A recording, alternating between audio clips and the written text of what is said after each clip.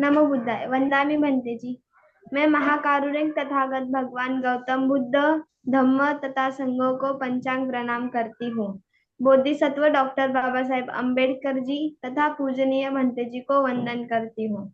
आदरणीय भंते जी, आपकी अनुमति हो तो आज के क्षमा याचना के लिए हम शुरुआत करें। अनुमति है। वंदामि भंते जी। ओकाश वंदामि भंते द्वारतयेन मया कृतं सर्वं अपराध क्षमतु मे भन्ते। द्वितीयंपि ओकाश वंदामि भन्ते द्वारतयेन मया कृतं सर्वं अपराध क्षमतु मे भन्ते।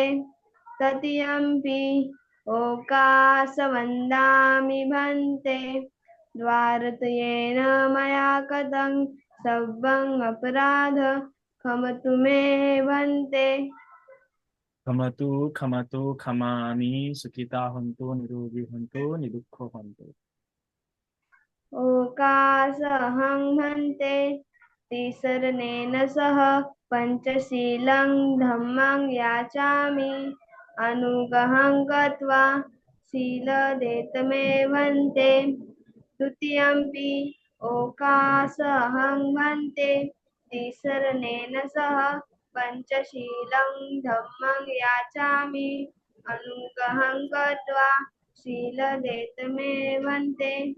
तृतीयंपि ओकाशवन्दा अहं भन्ते तिसरनेन सह पंचशीलं धम्मं याचामि अनुगहं गत्वा शीलदेतमे भन्ते।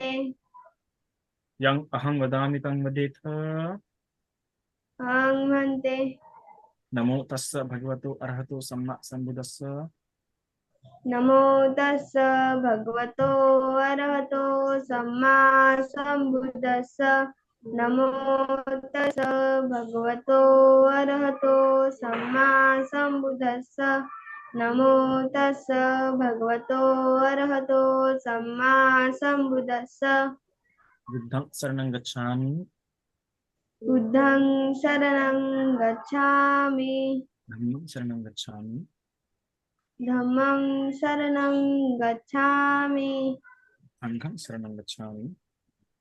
संघं शरणं गच्छामि। द्वितीयंपि बुद्धं शरणं गच्छामि। द्वितीयंपि बुद्धं शरणं गच्छामि। द्वितीयंपि धम्मं शरणं गच्छामि। द्वितीयंपि धम्मं शरणं गच्छामि। द्वितीयंपि संघं शरणं गच्छामि। द्वितीयंपि संघं शरणं गच्छामि। तृतीयंपि बुद्धं शरणं गच्छामि। तृतीयंपि बुद्धं शरणं गच्छामि। तृतीयंपि धम्मं शरणं गच्छामि। तृतीयंपि धम्मं शरणं गच्छामि। तृतीयंपि संघं शरणं गच्छामि। तृतीयंपि संघं शरणं गच्छामि। इति शरणगमननिर्थितं अहं भन्ते। पाणितिपाता वेरमणि सिक्खापदं समादयामि। पानातिपाता वैरमणि सिक्खापदं समादयामि। अदिन्नदान वेरमणि सिक्खापदं समादयामि। अदिन्नदाना वैरमणि सिक्खापदं समादयामि। कामेषु मिच्छाचार वेरमणि सिक्खापदं समादयामि। कामेषु मिच्छाचारा वैरमणि सिक्खापदं समादयामि। मुसावाद वेरमणि सिक्खापदं समादयामि। मुसावादा वैरमणि सिक्खापदं समादयामि। सुरामेरयमज्जपमादठान वेरमणि सिक्खापदं समादयामि। सुरामेरयमज्जपमादधाना वैरमणि सिक्खापदं समादयामि। साधु साधु साधु इति शरणेन सन्दीपञ्चशीलं धम्मं साधुकं सुचितं कृत्वा अपमादेन शील सम्पादितव्यो। अहं भन्ते। साधु साधु साधु। साधु साधु साधु साधु साधु साधु। सुना हूँ उसका। साधु साधु। साधु साधु साधु। मैं महाकारुणिक तथागत भगवान सम्यक संबुद्ध को पंचांग प्रणाम करती हूँ। बोधिसत्व डॉक्टर बाबा साहेब अम्बेडकर तथा पूजनीय भंते जी को वंदन करती हूँ। तथागत तथागत भगवान सम्यक संबुद्ध को याद करते हुए मैं अपनी स्टोरी शुरू करती हूँ। ये ब्राह्मणा वेदगु सब धम्मे तेमे नमो तेच मंग पालयन्तु नमत्थु बुद्धानं नमत्थु बोधिया नमो विमुक्तानं नमो विमुक्त्या महाकारुणिको नाथो हिताय सब पानिनं पुरेत्वा पारमी सब पत्तो संबोधिमुत्तमं एतेन सच्चवज्रेन होतु ते जयम्।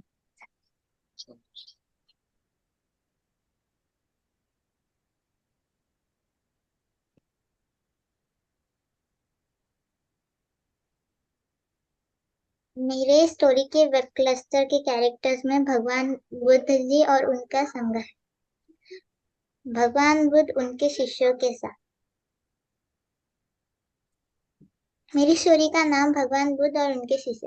एक दिन सुबह सुबह सभी शिष्य भगवान बुद्ध के प्रवचन सुनने के लिए एक साथ बैठे हुए थे। कुछ देर बाद बुद्ध अपने साथ एक रस्सी लेकर आए। तथागत के हाथ में रस्सी देखकर सभी शिष्यों को हैरानी हुई। भगवान अपने आसन पर बैठे और उन्होंने रस्सी में एक के बाद एक 3 गांठ बांध दी। इसके बाद उन्होंने शिष्यों से पूछा कि क्या ये वही रस्सी है जो गांठ बांधने से पहले थी।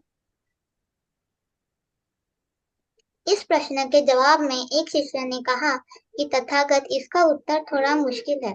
ये हमारे देखने के तरीके पर निर्भर करता है। एक तरह से तो रस्सी वही है, इसमें कोई बदलाव नहीं है। एक अन्य शिष्य ने कहा कि अब इसमें 3 गांठें लगी हुई है जो कि पहले रस्सी में नहीं थी। इसे बदला हुआ भी कह सकते हैं। कुछ शिष्यों ने कहा कि वास्तव में मूल रूप से रस्सी वही है लेकिन बदली हुई दिख रही है, लेकिन इसका मूल स्वरूप बदला नहीं है। शिष्यों की बात सुनकर भगवान ने कहा कि आप सभी सही बोल रहे हैं, अब मैं इन गांठों को खोल देता हूँ। ये बोलकर भगवान रस्सी के दोनों सिरों को खींचने लगे। भगवान ने पूछा कि क्या इस प्रकार रस्सी की गांठें खुल जाएगी।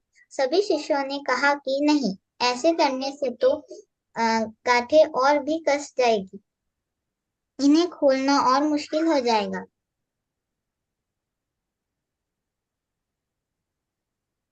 भगवान ने कहा कि ठीक है, अब एक अंतिम प्रश्न, इन गांठों को खोलने के लिए हमें क्या करना होगा।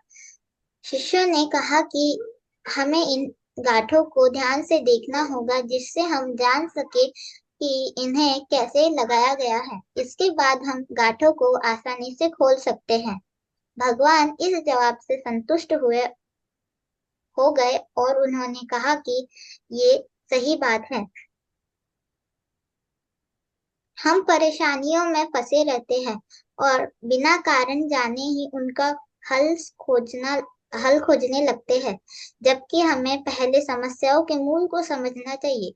जब समस्याओं की वजह समझ आ जाए तो उन्हें सुलझाना बहुत ही आसान हो सकता है। स्टोरी से हमें यह समझना चाहिए कि कोई भी समस्या, परेशानियां आए, हमें पहले समस्याओं के मूल को समझना चाहिए। साधु साधु साधु। साधु साधु साधु। साधु साधु। हर उम्र की एक परेशानी होती है ना। जब बच्चे हो तब एक परेशानी होती है, जब बड़े हो जाओ तब एक परेशानी हो जाती है, जब शादी हो जाए तब एक परेशानी होती है, और जब बूढ़े हो जाओ तब एक परेशानी होती है। बच्चे हो तो क्या परेशानी होती है? खिलौनों की परेशानी होती है, खेलने की परेशानी होती है। फिर जब उसे बड़े हो जाओ, 12-13 साल के हो जाओ, तो फिर क्या परेशानी होती है? हम्म, क्या परेशानी हो सकती है? कुछ नहीं। कुछ नहीं, कुछ नहीं। देखो प्रशीक हंस रहा है, मतलब प्रशीक को पता है ये कौन सी परेशानी हो सकती है ना। प्रशीक, क्या परेशानी हो सकती है? बता, बड़े शर्मा रहे हो तुम। क्या परेशानी हो सकती है? स्कूल हम्म?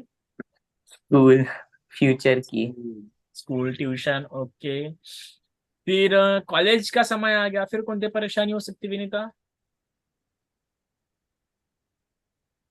हम्म?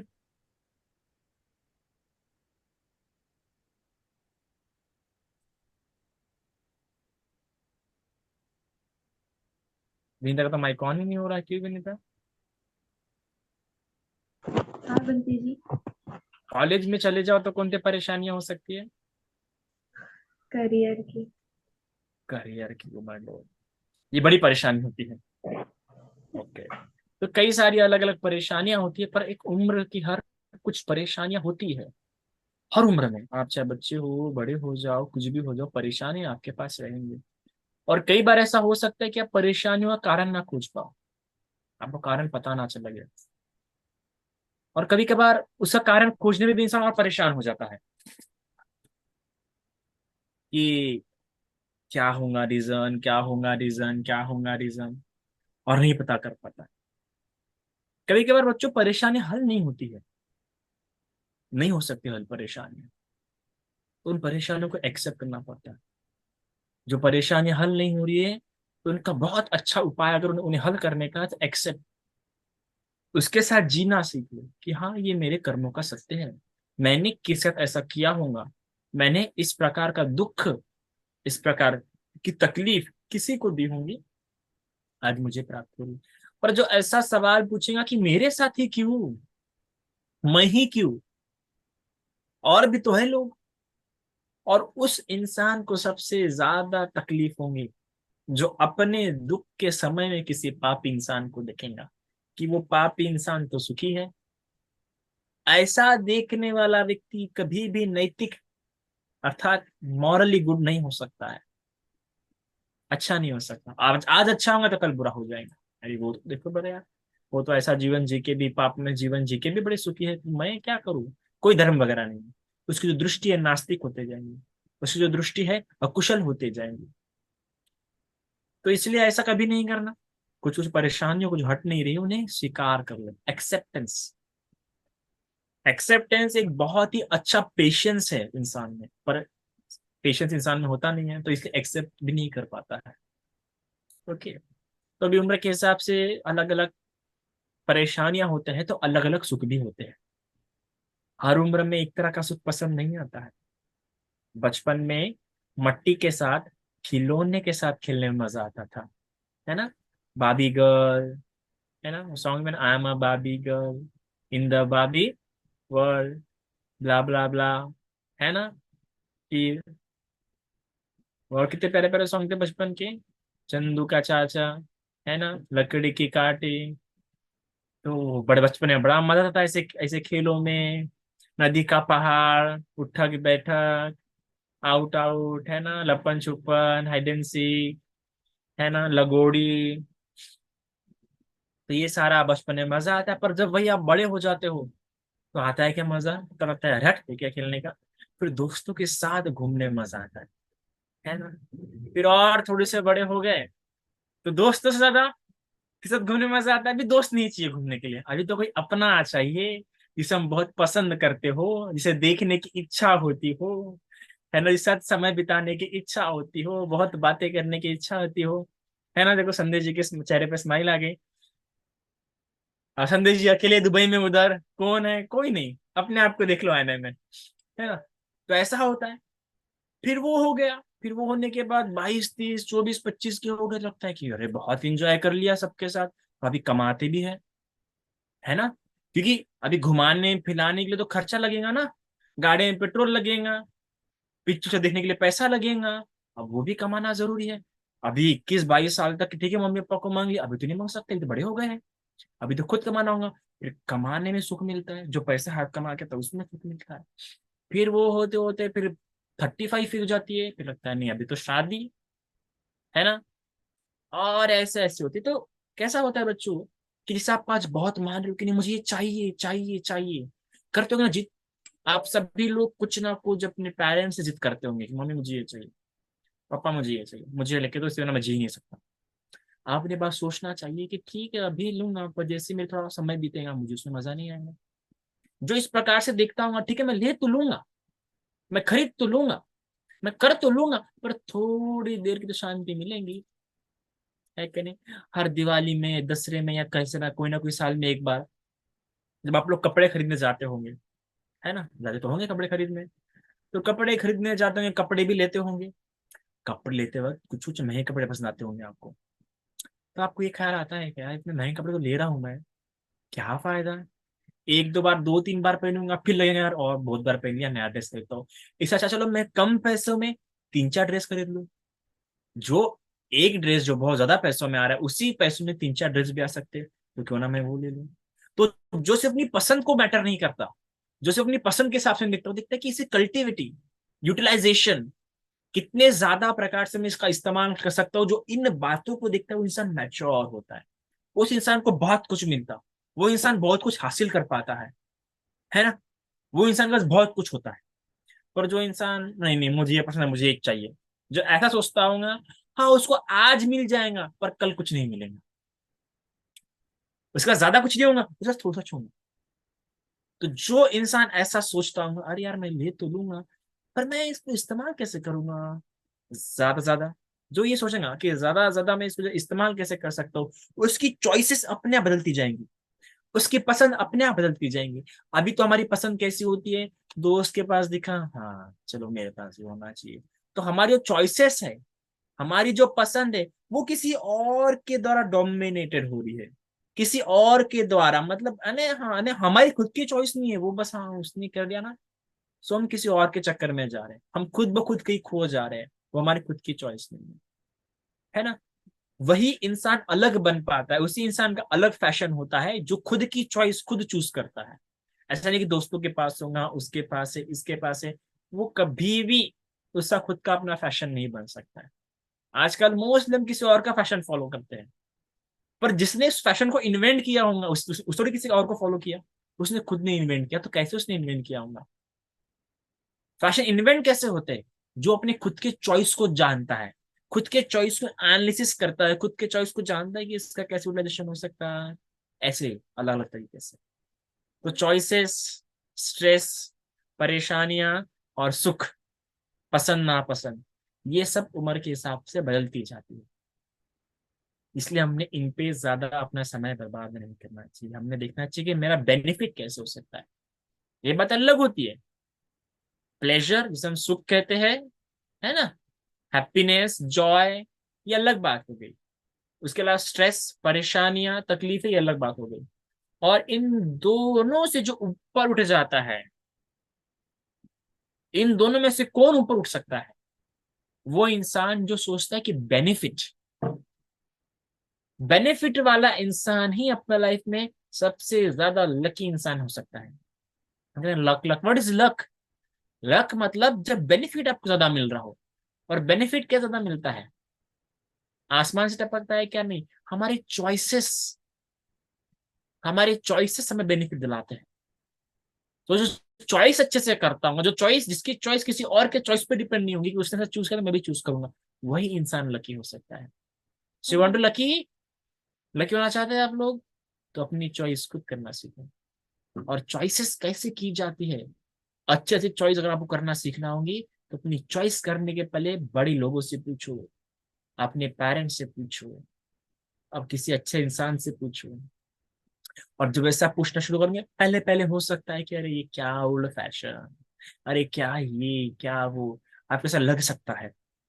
पर जैसे धीरे आप वैसा करना सीखेंगे, तब आपके लिए वो भी फैशन बन जाएगा।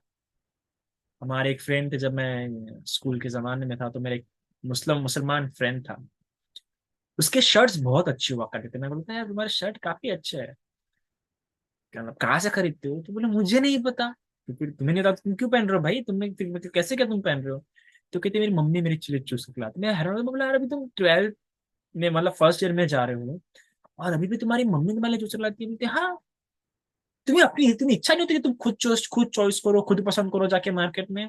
बोलते नहीं, मम्मी जो लाती है मुझे अच्छा लगता है। आज हमें क्या होता है कि आज हमारे जो पेरेंट्स माल लाते हैं हमें अच्छा नहीं लगता, क्यों ऐसा हो रहा?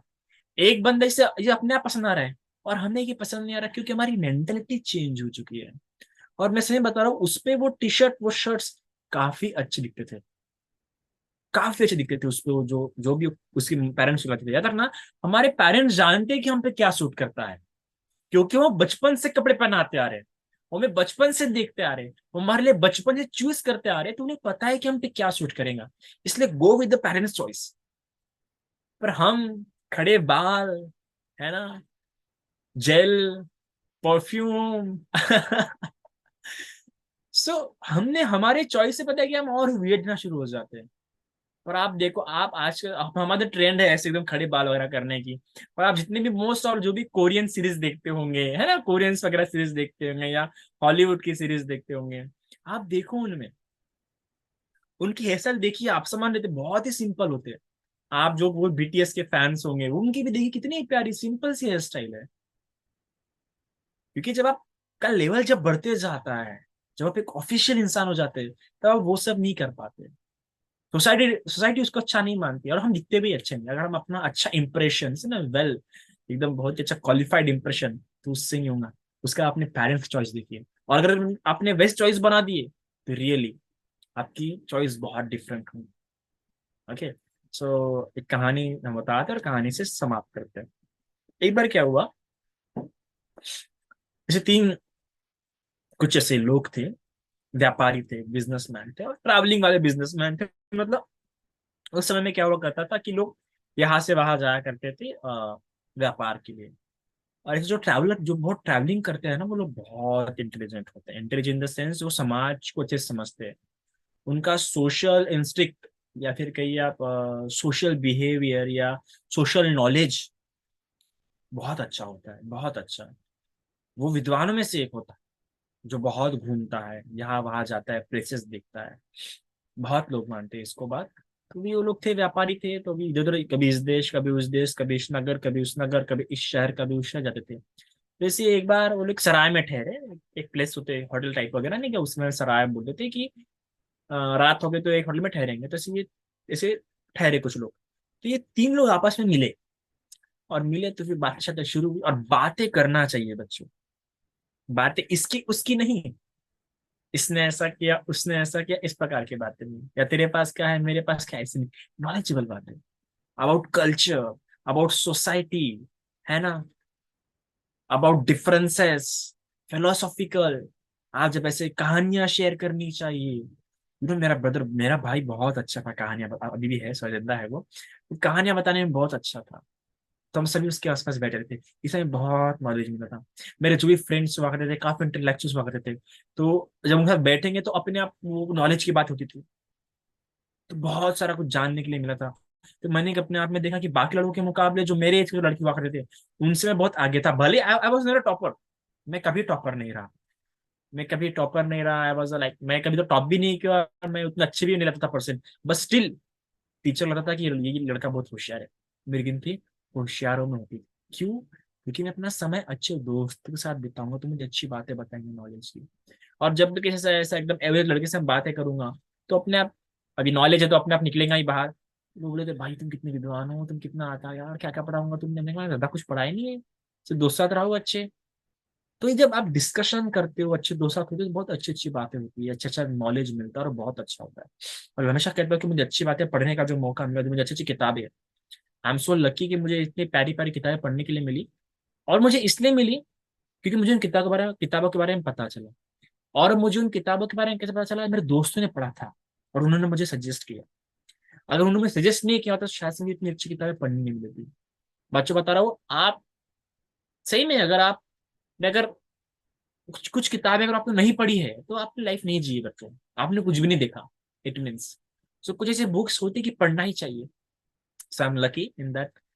सो ऐसा हुआ।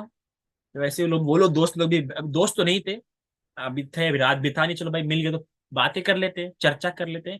तो चर्चा शुरू हो गई। चर्चा शुरू होते होते एक ऐसा ही था, एक 20-25 साल लड़का था, है ना, और एक 35, मतलब 35 to 40 के बीच का लड़का था, और एक 70 to 80 के बीच का था। ऐसे तीनों की एज में काफी डिफरेंसेस था। अभी सोचो डिफरेंस होगा तो इमे चॉइसेस में भी डिफरेंस होगा, मैंने पहले ही कहा, चॉइसेस, पसंद नापसंद, परेशानी भी अलग अलग होंगी। बैठे, अब उसमें से सबसे जो युवा था, 25 के अंडर में, उसने बोला कि मैं आप लोग क्या बताऊं, आप लोग क्या बताऊं कि मैंने नहीं क्या, कल जो सुख भोगा कल रात को, आपको बता नहीं सकता मैं। इतना अच्छा सुख था, इतना, बहुत ही एकदम, इतना इतना आनंदमय सुख था ना, इतना इतना मुझे इंजॉय हुआ, इतना प्लेजर मिला, इतना इंजॉय किया। अब तो आप लोगों ने भी ऐसा कभी हुआ, कभी कभार बहुत ज्यादा इंजॉय कर लेते होंगे, लगता क्या इंजॉयमेंट हुआ यार। किसी को वाटर पार्क में जाके एंजॉय मिलता होगा, किसी को पिकनिक पे जाके एंजॉय मिलता होगा, किसी को स्लाइडिंग वगैरह।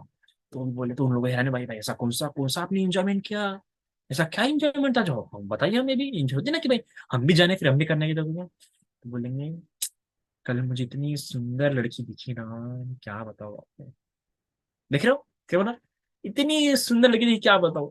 और इधर लड़कों के लिए लड़की, लड़कियों के लिए लड़के, उस एज में लगता है ना, इतनी सुंदर लड़की दिखे ना, आप लोग भी बोलते होंगे, है ना। तो देखिए बात दोस्तों में होती होंगी, बाबा क्या सुंदर लड़की थी वो, क्या सुंदर लड़का था वो, है ना, क्या हैंडसम, क्या क्यूट, क्या डैशिंग, है ना, पूरा कोरियन टाइप का, है ना, ऐसे बहुत बातें वगैरह होती है। तो उससे फिर हमारा मन लग जाता है, और अलग अलग तरह के उसको फिर मेकअप करेंगे।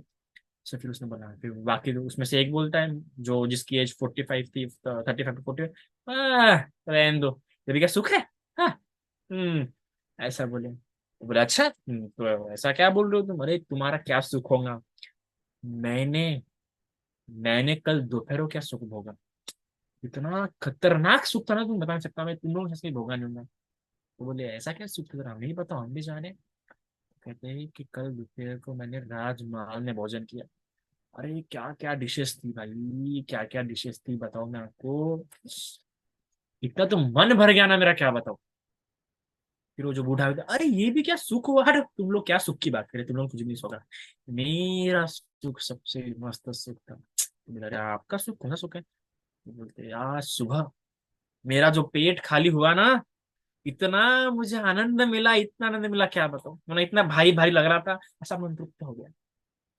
तो बोला, अरे क्या बाबूजी, ये क्या सुख है आपका, क्या सुख की बात करें, पेट खाली करना भी कोई सुख हो सकता है, हाँ। थोड़ा बाहर बड़े समझने की जरूरत है, ये साइकोलॉजिकल बात है, साइकोलॉजिकल, कि देखो, जब हम युवा होते हैं ना, यंग होते हैं ना, तो हमें खाने में इंटरेस्ट नहीं आता है ना, ना ही पेट खाली करने में इंटरेस्ट आता है, ऐसी बातों में। युवा है ना, तो कैसा है, इधर उधर जाना, इंजॉयमेंट करना, लड़कियों के साथ, लड़कों के साथ, देखो, तो एज ही वैसी होती है। फिर जब हमारी एज हो जाती है 35 तक, तब हमने ये सब देख लिया होता है। 35 तक जब हमारी एज आ जाती है, ये सब देख लिया होता है। अब तो इंसान कमाता है, कमाता किस तरह की, सुख से खा सके, पेट भर खा सके, इसलिए उस एज में 35-40 के एज में लगता है अच्छा खाना मिले खाने के लिए, वही बहुत हो जाती है। पर जब 70 की एज तक का था, तब खाना ही बहुत कुछ खा लिया होता है जीवन में। अब तो जो गया है वो पछता नहीं, उसकी उनको प्रॉब्लम रहती है, मोस्ट ऑफ बुढ़ापे में डाइजेशन की प्रॉब्लम होती है, तो बच जाए तो वही सबसे बड़ा सुख होगा, है। इसलिए देखो, बूढ़े लोग खाने में उतना इंटरेस्ट लेते नहीं, घूमने में उतना इंटरेस्ट, आप देखो कभी भी बूढ़े इंसान को देखो, ना वो घूमने में इंटरेस्ट लेंगे ना खाने में इंटरेस्ट लेंगे, तो बोलेंगे भाई मला आराम को दे, मेरे को सोने दे, जो खाया है वो पचाने दे। एज, हर एज का एक लिमिट होता है बच्चों, इस बात को समझिए। इसलिए किस एज में आप क्या कर रहे हो वो मैटर करता है ना, किस एज में क्या करें। इसलिए अगर आप, ये आपकी एज है धर्म समझने की, इस एज में धर्म को समझ लिए, इस एज में आप क्यूरियोसिटी के साथ धर्म को समझ सकते हैं। बुढ़ापे में क्यूरियोसिटी नहीं रहती है धर्म को समझने के लिए। बुढ़ापे में ऐसा रहता है कि जो है वही समझ जाए तो बड़ी बात हो जाए। बुढ़ापे में उतना माइंड नहीं चलता ना बच्चों। बुढ़ापे में ऐसा है कि जो भाई मिल गया, सब पापा ऐसा करना ना, हाँ वही बता दो, उसी का अर्थ बता दो बाबा, सब वो इतना काफी है। पर जो युवा रहेगा, वो तो बोलेगा, एक एक शब्द के बड़े गूढ़ अर्थों में जाएंगे। इसलिए हर चीज समझने की ये होती है। ऐसा मत सोचो कि यार जब उम्र हो जाएंगे या जब कमाना शुरू करूंगा तब धर्म में आऊंगा, तब धर्म समझूंगा, no no no no no. धर्म में ठीक है भिक्षु तब बनना, पर धर्म को समझो अभी प्यूरियोसिटी के साथ, डेप्थ के साथ। ये जो उम्र, ये जो एज होती है ना 25-30 तक के, इसमें बड़ी अच्छी क्यूरियोसिटी होती है, स्पेशली 20 तक के तो बहुत अच्छी क्यूरियोसिटी होती है। बहुत अच्छे आपको सवाल उत्पन्न हो सकते धर्म को लेके, वर्ल्ड को लेके, यूनिवर्स को लेके। तो डेवलप करो, और कैसे डेवलप होंगे, जब बहुत सुनोगे, ध्यान सुनोगे, ध्यान से सुनोगे तो आपकी क्यूरियोसिटी आप में से नए नए अलट पलट के क्वेश्चन क्रिएट करेंगे ही करेंगे। इसलिए इस एज को समझो, एज के हिसाब से व्यवहार करो, धर्म का पालन करो, सुनो और हमें भी याद कर लिया करो बाबा, है ना। तो धर्म बड़ा प्यारा हो। चॉइसेस क्या है बच्चों, अभी जो एज है उसमें अच्छी प्रकार से चॉइस दो कि ये चॉइस मैटर अभी इंपॉर्टेंट है क्या उतनी नहीं, कि इस चॉइस से मेरा डेवलपमेंट होगा, मेरा बेनिफिट होगा, ये सोचो। वरना क्या, वरना लड़की देखते रहोगे, उम्र हो जाएंगे, शादी कर लोगे, देखा किसी और को, शादी किया किसी और के साथ, खाया कुछ और निकला कुछ और, ऐसा काम ना हो जाए, है ना।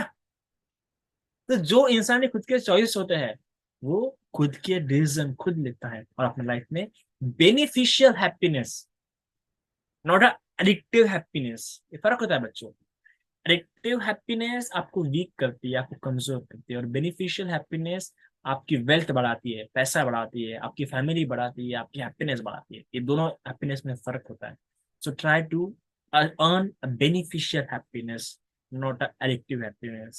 Like playing game in mobile, it's a addictive happiness, not a beneficial, क्योंकि इससे benefit नहीं होने वाला है। But seeing a good videos, knowledgeable videos on YouTube while passing your time, that's a beneficial happiness. There is a difference between beneficial happiness and addictive happiness. If you are going with addictive happiness, then definitely you will lose your concentration, you will lose your focus, you will lose your career, you will lose your interest, you will lose your curiosity, you will lose your money, you will lose your time, you will lose your health. Everything you are going to lose. You will not able to make your career.